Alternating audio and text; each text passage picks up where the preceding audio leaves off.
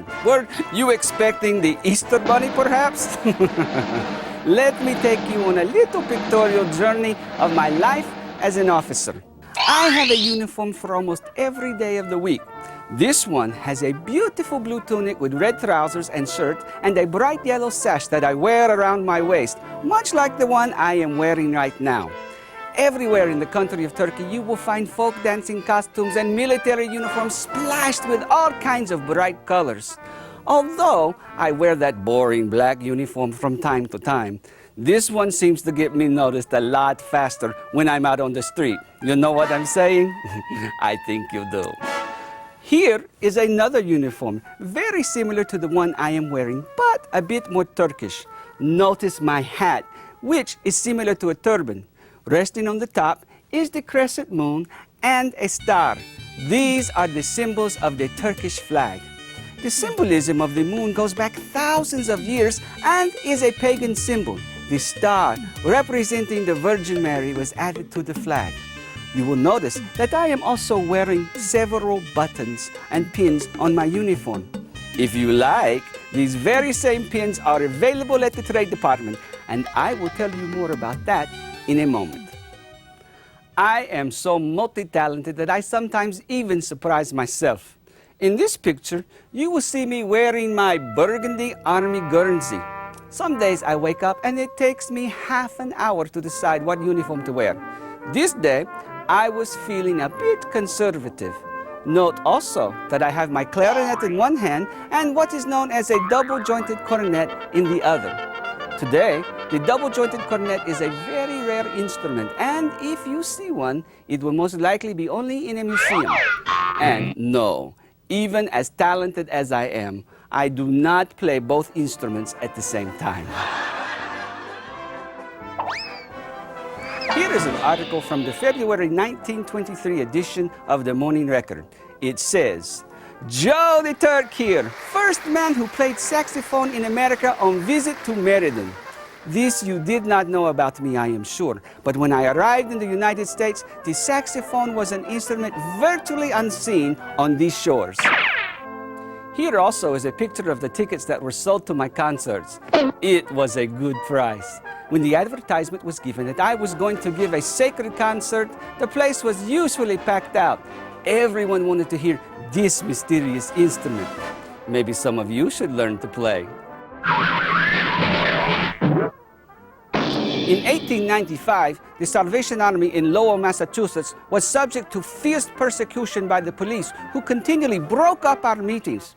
This painting was used to protest against this cruel and unconstitutional treatment by the police department in Lowell. This picture shows the police persecuting the Salvationists. They didn't care if we were male or female. They beat anyone up who was on the street declaring the love of God. This next picture shows the police arresting me and taking me to jail. I was arrested 57 times for playing my cornet and preaching in the street. I always refused to pay the fine and ended up going before the judge, where I was set free. And not only the Salvation Army, but every religious group in that city obtained their constitutional right to assemble and speak in public. I ended up using these paintings in many other places where the army was harassed to make people aware of this injustice and violation of our constitutional rights.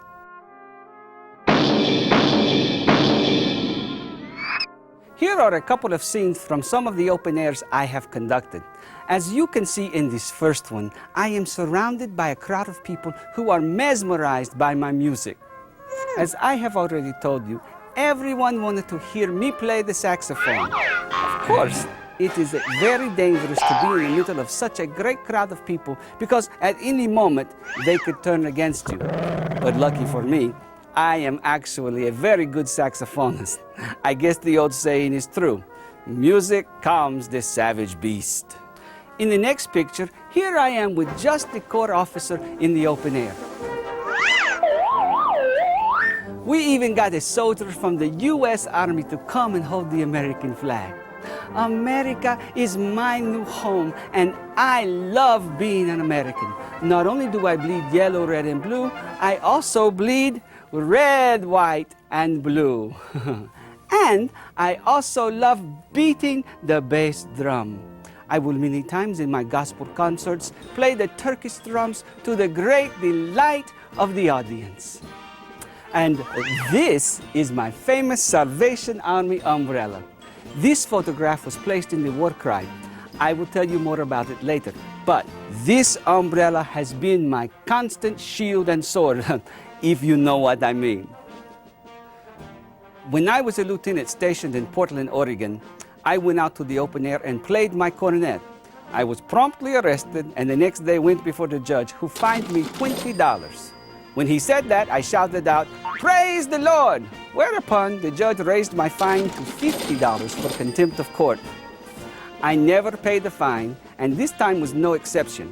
So I had to serve 1 day in jail for every $2 of the fine, which meant I was in jail for 25 days for playing my horn. Praise the Lord! Here is an advertisement from the Salvation Army Officer magazine.